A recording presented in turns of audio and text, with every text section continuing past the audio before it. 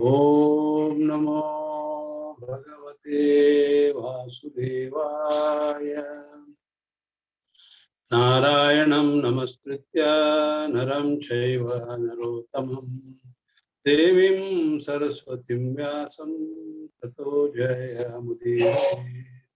Nashtaprayeshu apatreshu nityam bhagavata sevaya bhagavate uttama shloke bhaktir bhavati naistiki krishnaya vasudevaya devaki nandanaya cha nandagopa kumaraya govindaya namo namaha namo pankaja nabhaya namo pankaja maline namo pankaja netraya namaste pankajangve.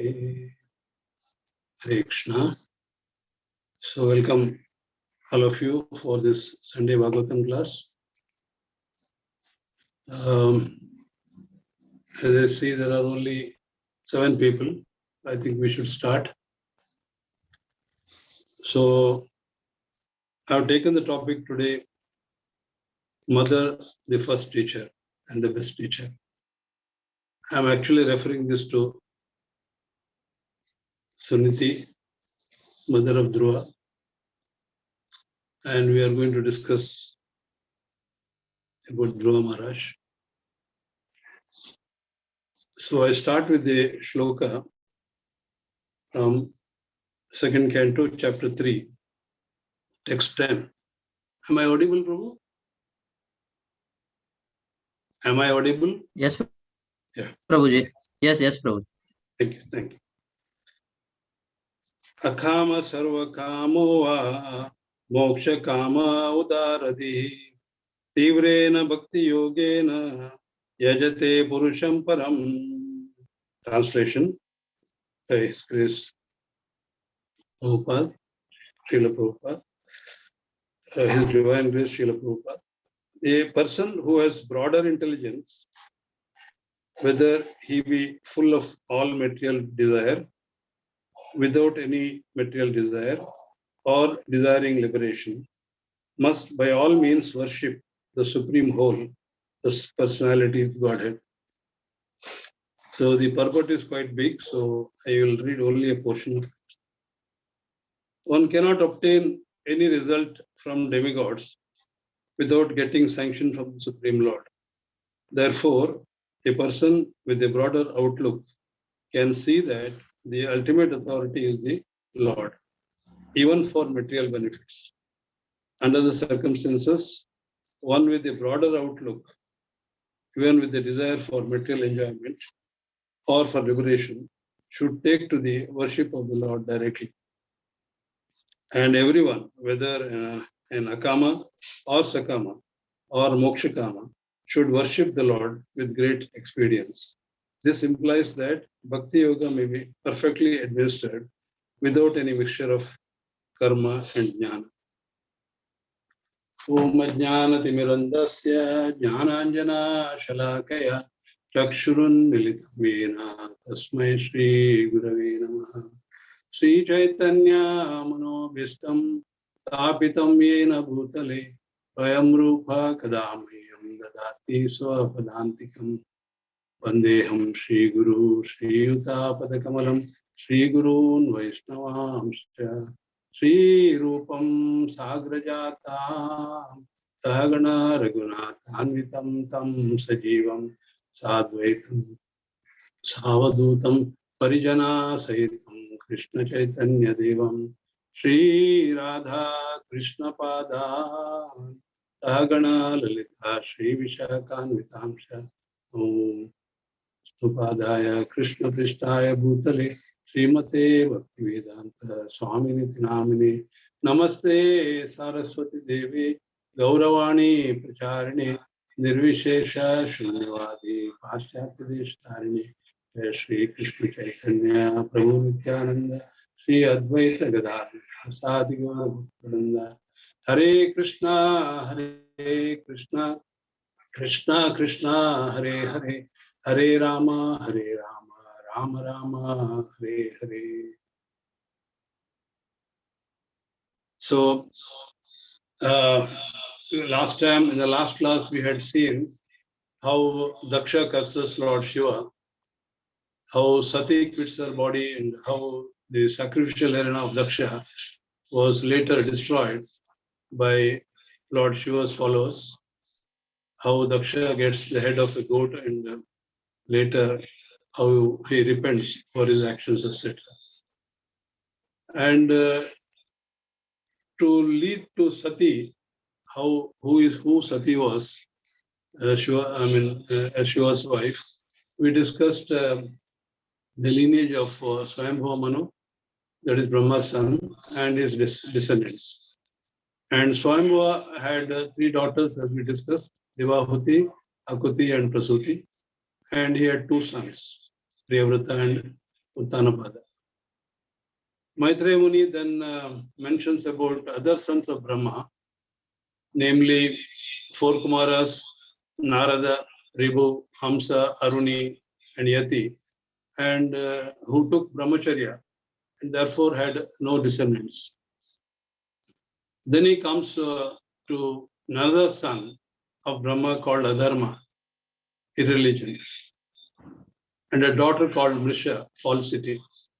They marry each other, and from their unholy union, again a son and a daughter named Damba and Maya were born. And from their unholy union, greed and cunning were born. And from their unholy union, anger and violence was born. And from their unholy union, harsh speech and quarrel was born. And from them came the fear, and from them came the hell. So Maitreya Muni discusses this, calls this as a unholy union, and then he also calls it as a cause of devastation. He says to Vidura, I have summarily explained the causes of devastation. One who hears this description 3 times attains piety and washes the sinful contamination from his soul. Surprising, isn't it? He says, if a person is pious and hears about these causes of devastation, he will feel hatred for all this, and that will cause his advancement in the life of piety. So then Maitreya Muni starts speaking about the sons of Swayambhuva Manu, namely Priyavrata and Uttanapada. Both were sons as part of the plenary expansion of the Supreme Personality of Godhead and emperors in their own rights. Priyavrata, in fact, was the elder brother, and but then he skips Priyavrata's story and directly comes to the pious activities of Dhruva Maharaj. So he starts with the King Uttanapada, though he was younger brother, because he was tired of speaking about this Adharma and his descendants. So he was very much keen on talking about pious activities. So he comes to discuss about King Uttanapada and his son Dhruva. So today we shall discuss Dhruva Maharaja, son of Uttanapada, continuing our discussion on the descendants of Brahma. As you all know, and we have been knowing about Dhruva Maharaj from our primary section, at least in higher secondary section. So we know Uttanapada had 2 queens named Suniti and Suruchi. Suruchi was much dearer to the king.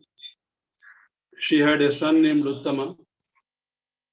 And Suniti, who had a 5-year-old son called Dhruva, was not his favorite. Once King Uttanapada was patting Uttama, the son of Suruchi, placing him on his lap. Child Dhruva was also trying to get onto the king's lap, but the king did not very much welcome him in the presence of Suruchi. He acted in a way that would please Suruchi, despite his feelings. He had a feeling he was not averse to taking Dhruva on his lap, but he was inclined to treat both the sons equally. But because Suruchi was present there, and since she was his favorite, he did not want to do anything which would displease Suruchi. And mind you, this happens in a family of Swayambhuva Manu, the one who gave Manu Samhita, the law book to the mankind. King Uttanapada's feelings were understood by Suruchi, and therefore, with great pride, she began to speak about the king's affection for her, so as to be heard by the king himself and the child Dhruva. Suruchi told Dhruva Maharaj, "My dear child, you do not deserve to sit on the lap of the king or on the throne. Surely you are also the son of the king, but because you are not born from my womb, you are not qualified to sit on father's lap."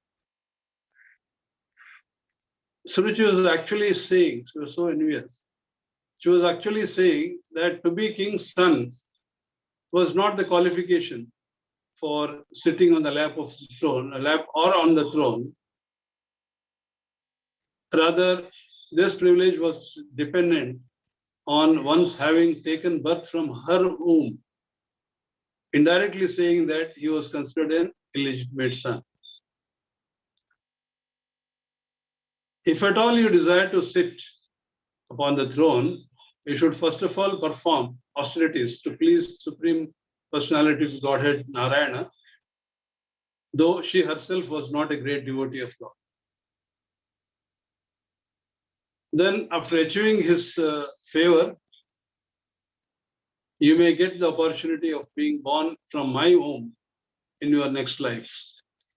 This was another statement of pride from Suruchi. The result, as we normally see, result of Narayana worship takes one to the spiritual world out of the cycle of birth and death. But Suruchi said that only then he will be able to take birth in her womb.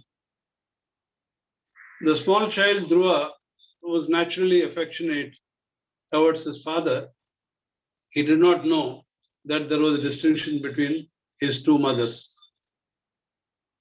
Suruchi was actually saying that he should first give up the present body and take a new body from her womb to ascend the throne of his father. At this feeling of insult, typical of Kshatriya blood, and noticing that his father was also not protesting, but was silent, Dhruva Maharaj immediately left the place in anger and went to his mother, breathing heavily and crying. When Suruchi came to know of this incident from the palace residents, she became greatly aggrieved, started crying. And as she was recovering herself, Dhruva Maharaj came there, and Sunati took the small child on her lap and tried to console him. She thought her first task at this moment was to remove any traces of any negative feelings in the mind of Dhruva. She said 3 things to the child. 1, don't desire any harm to others. Whatever one is experiencing is the reaction of our past karma, and therefore accept it. 3, whatever your stepmother has said is true. She did not say a word against Suruchi or her husband Uttanapada, because she thought, create a bad impression in the mind of a child. She said, therefore, if at all you hope to sit upon your father's throne, give up your envious attitude and immediately try to execute her instructions. Sunnati was the devotee of Lord, and therefore she had the ability to endure and tolerate the behavior of others, particularly Suruchi. She further said, without any further delay, engage yourself in worshipping the lotus feet of the Supreme Personality of Godhead, by whose grace your great father, Lord Brahma, great grandfather, Lord Brahma, was able to create this entire universe. And your grandfather, Swayambhu Manu, had achieved the great material success. She said, I do not find anyone who can mitigate your distress, but the Supreme Personality of Godhead, except the Supreme Personality of Godhead. And certainly, I am not able to help you. The Supreme Lord is kinder than millions of mothers like when one fails everywhere else.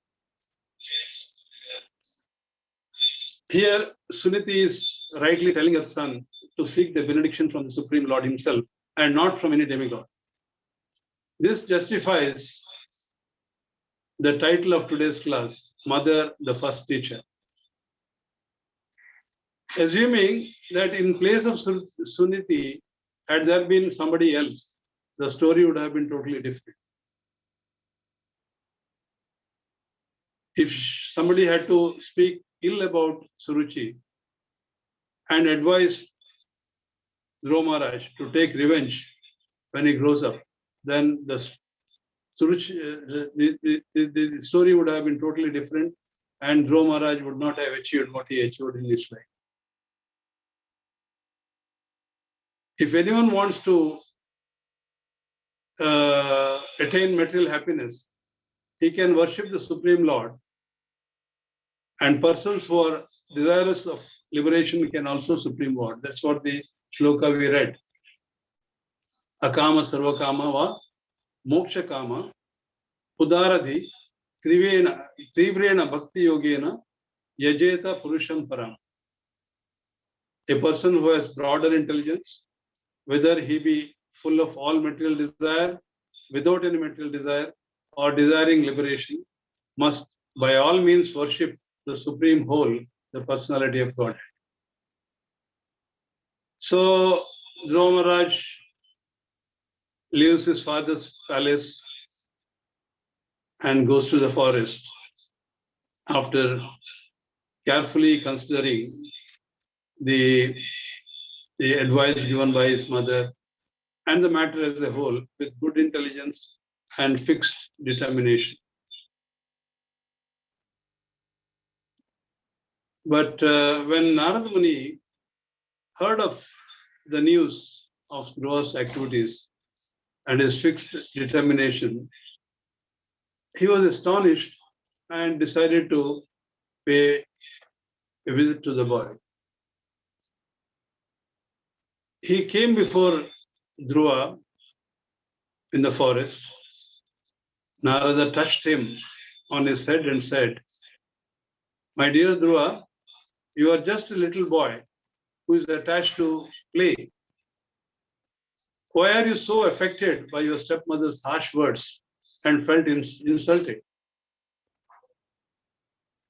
Even if you feel dishonored, you should not be disturbed. Whatever difficulties come, we should accept them as a result of our past karmas, as Suniti advised, and take them as mercy of the Lord. Even great yogis have failed to achieve success after many births of yoga practice. Under instructions from your mother, you had decided to practice mystic yoga for achieving the mercy of Lord However, in my opinion, this is not possible for any ordinary man. And what to speak of a small boy like you? Therefore, for now, I recommend that you return home. Later on, when you are grown up, you can think of this. Narada Muni tried to discourage Dhruva Maharaj in many ways, in all possible ways. However, the Kshatriya blood within the body of Dhruva was very active. He could not tolerate a slight insult from his stepmother, which injured his Kshatriya image and prestige. Actually, Narada had come to Dhruva under instruction from Supreme Lord to initiate him. But as the duty of the spiritual master, he wanted to test the sincerity and determination of the disciple, would-be disciple. After hearing Narada Muni's instructions, Dhruva replied, "O sage, you have certainly given me very good directions. Due to my being covered by ignorance, however, such philosophy does not touch my heart.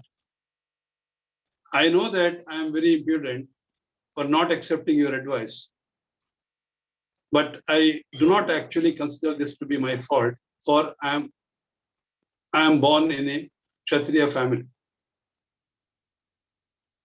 My heart is like a clay pot, which once broken cannot be repaired by any means. After being pierced by the arrow-like words of my stepmother, my heart feels so wounded that I can only think of contracting the insult. It is for this reason I cannot take your advice. It may be suitable for those who possess a Brahminical spirit. I want to occupy the position that is more exalted than anything yet achieved by anyone within the three worlds, even by my father, grandfather, or great-grandfather. Therefore, kindly advise me about the honest path where I can achieve this difficult goal." Dhruva straight came to the subject, did not beat around the bush. Upon hearing Dhruva's words, Narada Muni became very compassionate towards him. He thought that he should ignore Dhruva's motivations. Dhruva had what was his motivations? He wanted to have a kingdom bigger than his great-grandfather Brahma, his grandfather Swayambhu Manu, and even his father Uttanapada. So these were his motivations. So he thought he should ignore Dhruva's motivations and accept his determination. Narada Muni said, "The instruction given by your mother Suniti to follow the path of devotional service to the Supreme Lord is just suitable for you. Even those who desire the fruit of Dharma, Artha, Kama, and Moksha should engage in such devotional service. My dear boy, I wish you all good fortune. Go to Madhuvana on the banks of river Yamuna, take bath in the river 3 times daily, and execute the necessary regulative principles for performing Ashtanga Yoga. By gradually controlling the life air, the mind and the senses, you will free yourself from all material contamination and thus achieve fixed meditation upon the Supreme Lord." Narada Muni also gave Dhruva enough description of Lord's form and assured him that Lord is always prepared to give shelter to the surrendered soul. Narada Muni continued. He said, "My dear Dhruva, you should chant the 12-syllable mantra, Om Namo Bhagavate Vasudevaya, along with your meditation. One who carefully chants this mantra for 7 nights can see the Siddhas flying in the sky." Narada Muni told him in detail about the offerings to be made to the Lord. He also told him to meditate upon the transcendental pastimes of the Lord, that he performs in his various incarnations. He should make a deity of Lord from the earth, available earth and water in the forest. And while chanting this mantra, you should make offerings with whatever flowers and fruits available in the forest. In the forest, you can't get many things that you can have it at home. So whatever is available in the forest, you should make use of them. Dhruva circumambulated Narada Muni 3 times and offered him respectful obeisances. Then he started for Madhuvan. After this, Narada thought it wise to go to King Uttanapada, Dhruva's father, to see how he was faring within the palace. He was respectfully received by the king. Narada inquired, "My dear king, your face appears to be withering up, and you look like a worried man. What happened?" The king replied, "O best of Brahmanas, I am very much addicted to my wife, and I am so fallen that I have abandoned all merciful behavior, even to my son, who is only 5 years old. I have banished him and his mother, even though he is a great soul and a great devotee. I am thinking of his precarious condition. He is unprotected from wild animals and he might be very hungry. I don't know what is the situation. Alas, just see how I was conquered by my wife. Just imagine my cruelty. Out of love and affection, the boy was trying to get on my lap, but I did not receive him. Nor did I even pat him for a moment. Just imagine how hard-hearted I am." So hearing this, Narada Muni thought he should tell him to pacify him. He was a worried man. So Narada Muni replied, "My dear king, please do not be aggrieved about your son. He is well protected by the Supreme Lord. Although you have no actual information of his influence, his reputation is already spread all over the world." So after hearing this, King Uttanapada was greatly relieved, and practically at that point itself, he gave up all duties in relation to his kingdom, and he simply began to think of his son Dhruva. Dhruva, having arrived at Madhuvana, took bath in Yamuna and, as advised by sage Narada, engaged himself in worshipping the Supreme Personality of God.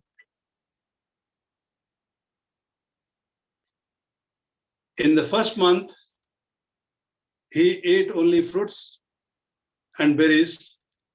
On the third day, in the second month, Dhruva ate only dry grass and leaves once in 6 days. In the third month, he drank water only once in 9 days. So in the fourth month, he became complete master of his breathing exercise, and thus he inhaled air only once in 12th day. By the 5th month, he had controlled his breathing so perfectly that he was able to stand only on one leg without motion and concentrate his mind fully on Parabrahman. In this way, Dhruva Maharaja captured the Supreme Lord, who is the refuge of the entire material creation. And as a result, the 3 worlds began to tremble. Having become practically one in heaviness with Lord Vishnu, Dhruva closed all the holes in his body while fully absorbed in meditation. The total universal breathing became choked up, and all the demigods in all planetary systems felt suffocated.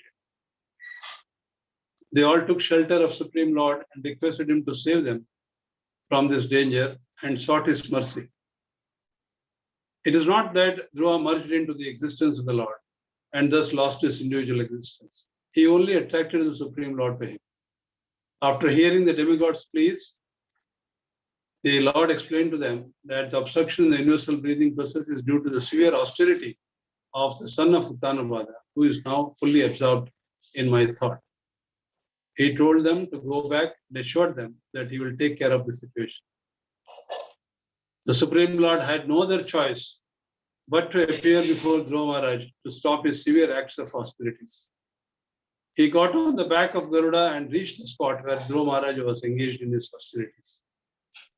Dhruva was fully engaged in the meditation, seeing the form of Lord which was brilliant like lightning, Bijli. And all of a sudden that form disappeared. For a moment, Dhruva thought he lost him. He could not understand what was happening. Perturbed with this, he opened his eyes only to see the Supreme Lord personally present in the same form as he has been seeing in his heart. Dhruva Maharaj became highly excited and with transcendental emotion, upon seeing the Lord before him, he immediately fell down like a rod to offer his obeisance, touching and kissing his feet and embracing the Lord with his arms. Although he was only a small boy, Dhruva wanted to offer nice prayers that would glorify the Lord in a suitable manner. But because he was uneducated, he could not understand how to do so and felt disappointed. Only desire to offer prayers or to offer some service belongs to us. But the ability to pray has to be given by the Lord. The right utility of the power of speech is to glorify Krishna. Unless our senses are engaged in the service of Krishna, they are not used properly. Lord could understand Dhruva Maharaj's mind. Out of his causeless mercy, he touched his conch shell to the forehead of the 5-year-old child who stood before him with folded hands. Immediately, Dhruva became perfectly aware of the Vedic conclusions about the absolute truth and his relationship with all living entities and offered several prayers. He said, "My dear Lord, by entering within me, you have enlivened my sleeping senses, life force and power of speech. Let me offer my respectful obeisance unto you." In 2 of his many prayers, he said, "For one who abides in your devotional service with no other desire, worshipping your lotus feet is better than becoming king and lording it over a kingdom. Still, because you are causelessly merciful, you also maintain such ignorant devotees like me, just as a cow takes care of her newly born calf by supplying it milk and giving it protection." Speaking about the superiority of bhakti, he said, "If happiness has to be attained, it can be attained only in 2 ways. Only by meditating on Krishna's lotus feet and by hearing Krishna Katha from Krishna's devotees who are intoxicated with your glories. In front of this, merging in the effulgence of Brahman is very insignificant. If Brahmananda is so insignificant compared to the Bhaktiananda, what is the significance of Swargananda? I do not aspire for any liberation." The personality of Godhead started responding to Dhruva's prayers. He said, "My dear Dhruva, I know the desire that is within your heart. Although your desire is very ambitious and very difficult to fulfill, I shall favor you with its fulfillment by giving you my own planet called Dhruva.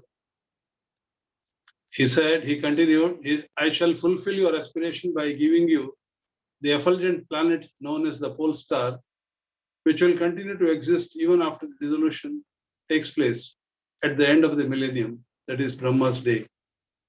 After your father goes to the forest and awards you the rule of his kingdom, you will rule continuously the entire world for 36,000 years with dharma. And yet, despite the passage of time, all your senses will continue to be as strong as they are now. You will never become old. Your stepmother, Suruchi, being maddened by the death of her son, will go in search of him out in the forest, but she will be devoured by the forest fire. Sometime in the future, your brother Uttama will go hunting in the forest, and while absorbed in hunting, he will be killed. And your mother will go in search of him. As king, you will be able to perform great sacrifices and give vast amounts of wealth in charity, and then remember me at the time of death. So, having thus given the benediction to Dhruva Maharaj and made his human life successful, he disappeared.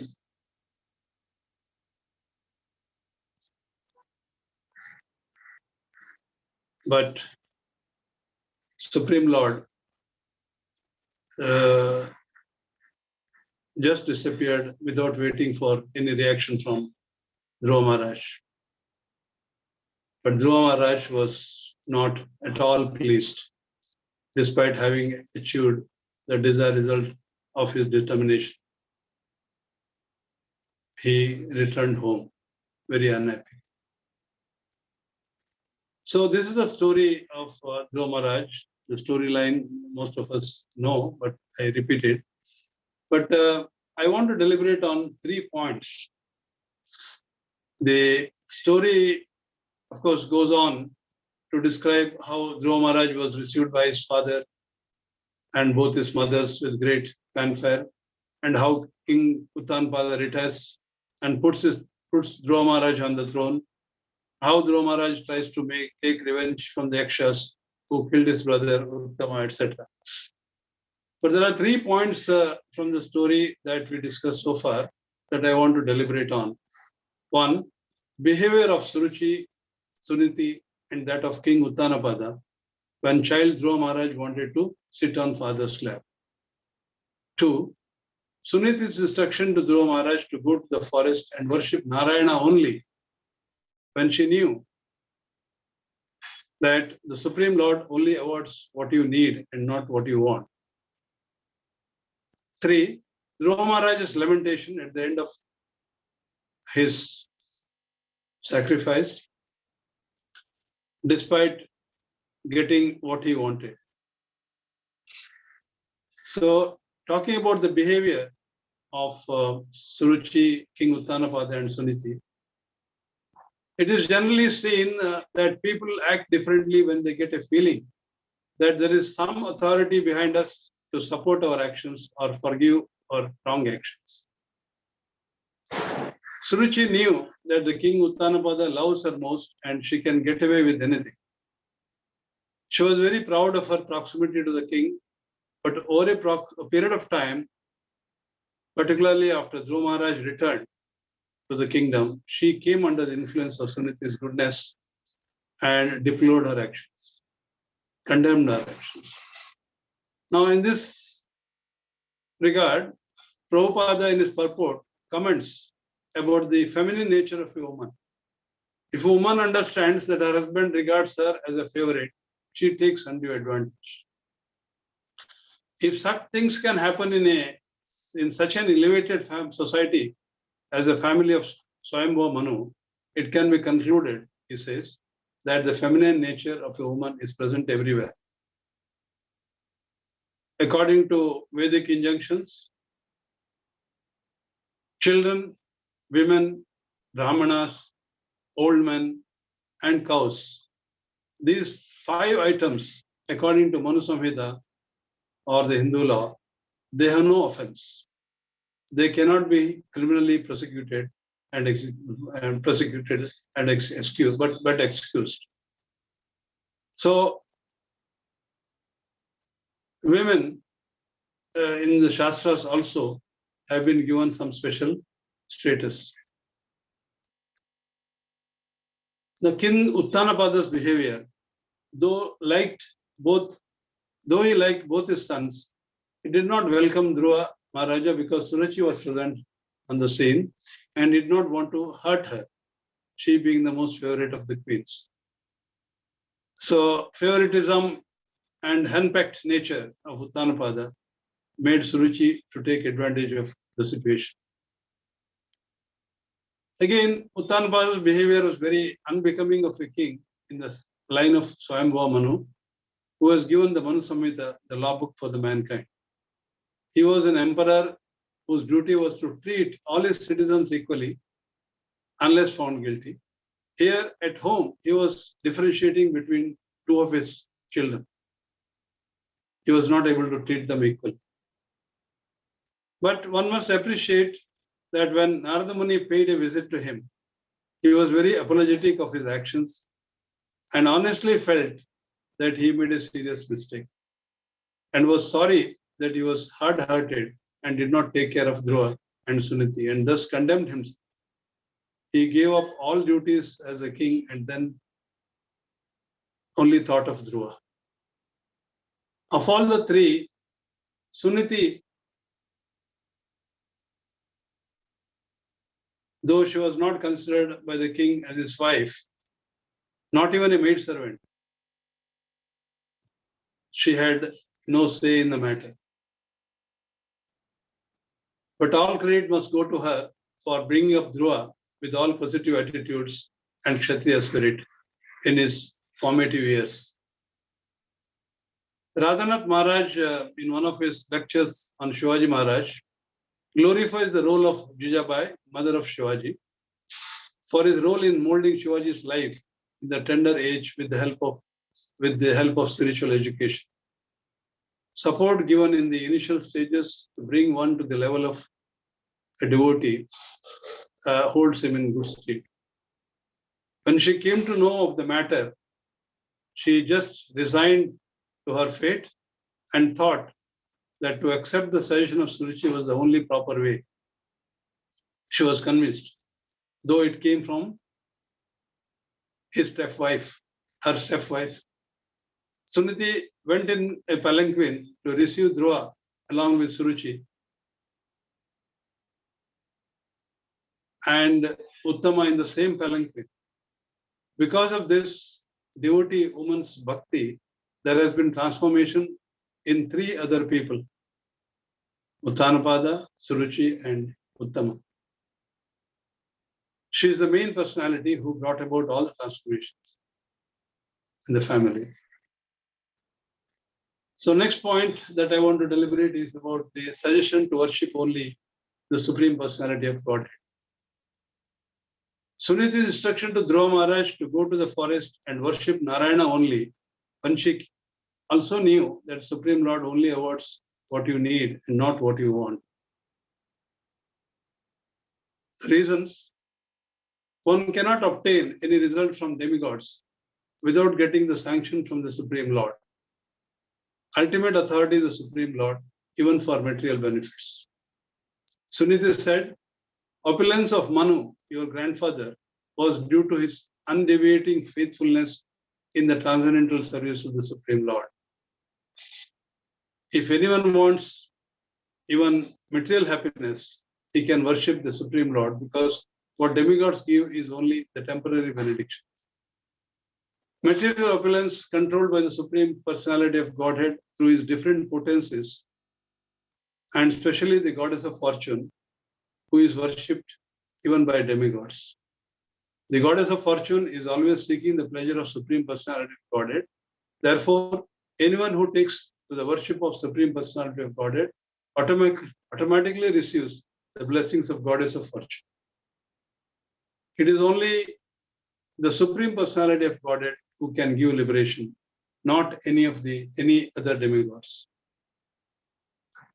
And everyone, whether Akama or Sarvakama or Mokshakama, should worship Supreme Personality of Godhead with great expedience. This is what the shloka we read says. Now, third point is Dhruva Maharaj's lamentation. Dhruva Maharaj lamented even after achieving everything. He achieved everything else, but is as good as nothing. He thought at the end, he was influenced by the revengeful attitude towards his insulting stepmother. He did not think of mukti or liberation.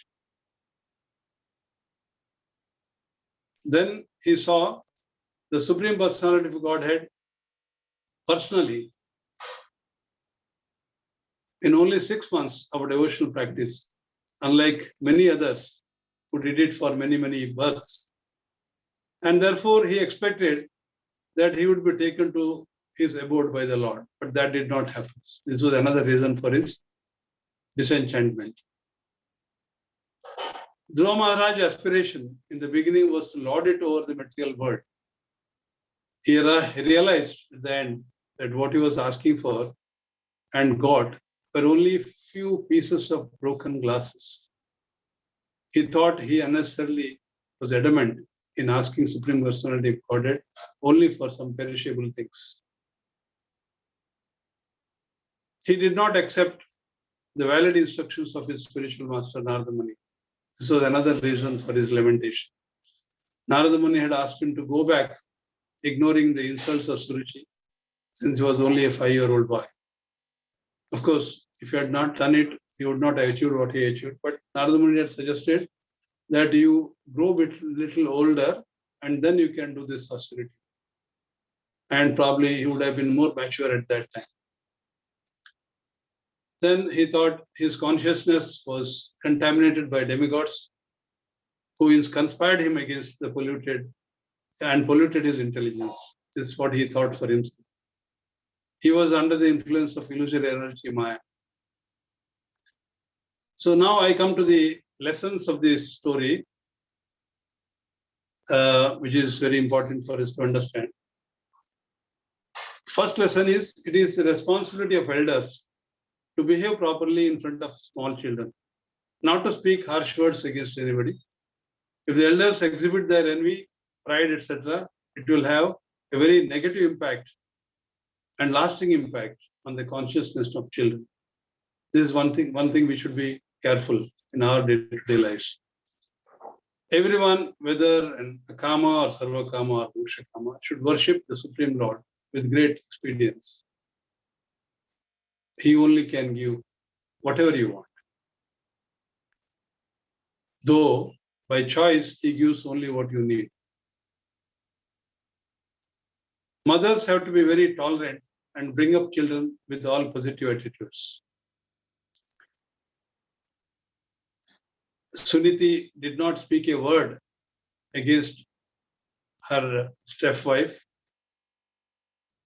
her co-wife rather, and did not pollute the mind of Dhruva, though he was very much upset.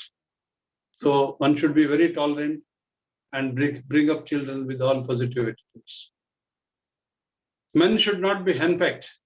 Well, they should assert themselves in the interest of the welfare of the family. Not assert for everything, but when it comes to the interest of the family, they should assert themselves, not unnecessarily get influenced by the wife's pride.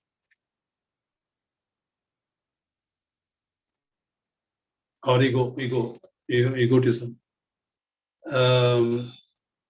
To err is human, but to forgive is divine, as we said last time. Suniti forgave both Suruchi and Uttanapada and brought about a healthy relationship in the family. This is the lesson for all of us, all ladies particularly. Ladies in the family can do a lot of things for the good and bad of the family. Next, Vaishnava aparadhas should be avoided at any cost. Because of their approach, both Suruchi and Uttama had to face the consequences. Their aparadh rather. Both Suruchi and Uttanapada had done the aparadh and they had to face a lot of consequences.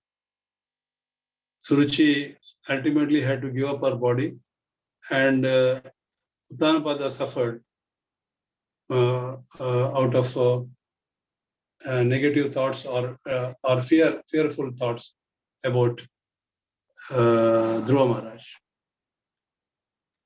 It is said, Utsahan Dhairyat Nishchayat, Rupa Gopaswami is saying in Nectar of Instructions. So here is the lesson, determination to do something at any cost yields results. Dhruva was determined to achieve his goal, come what may. So this is one of the qualities which made him a great soul. When one gets disturbed because of insults or because of any other reason, it is only advisable to approach a good counselor. In Dhruva's case, because he approached his mother, he could get a good advice despite Suruchi's envious behavior, and thus he perfected his life. So these are few lessons, 8 of them. I could list them out from the story. If you have any more, please let me know. Thank you very much, Hare Krishna. Thank you very much for your patient hearing. Thank you, Guruji. Wonderful class, Guruji. You have summarized everything Maharaj used to say. You have not left any point actually. Wonderfully, you have covered all the points. Thank you, Guruji. Entire story you told in a very short time. I'm preparing from the book, so I cannot leave any points. Yeah. And I'm reading what I have written. So Good. it's not. Everything is covered, Guruji. Very nice. Thank you, Guruji. Thank you, Guruji. Thank Morning, we get the Shravanam is very important. No, Prabhu. Entire story of Dhruva Maharaj is enlightening actually. Thank you. Thank you. Thank you so much. Thank you. Hare Krishna.